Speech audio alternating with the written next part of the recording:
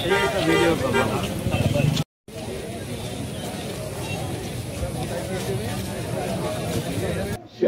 হাসিনা এবং তার দলবল বাংলাদেশ থেকে পলায়ন করেছিল, দুইজন মানুষ কিন্তু নিহত হয়নি।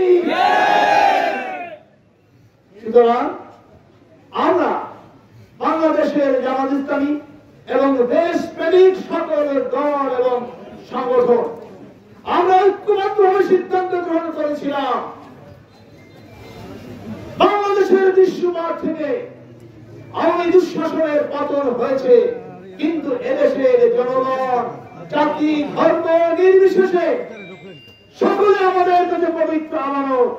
এ কারণে আমরা দল মত নির্বিশেষে জাতি ধর্ম ভেদে আমরা সকলের জীবন এবং ইজ্জত এবং সম্পদের নিরাপত্তা দেওয়ার জন্য সেই 5 তারিখ থেকে আমরা কি আপনাদের সাথে ছিলাম কিনা বলেন?